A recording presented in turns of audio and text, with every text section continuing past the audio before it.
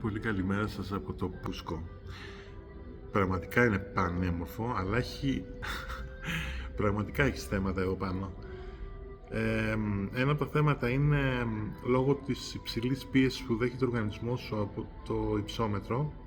Δηλαδή, βουνό, οξυγόνο, μπόλικο και ούτε καν. Πραγματικά δεν μπορείς να αναπνεύσεις. Και χώρια από αυτό σου δημιουργεί θέματα με το στομάχι.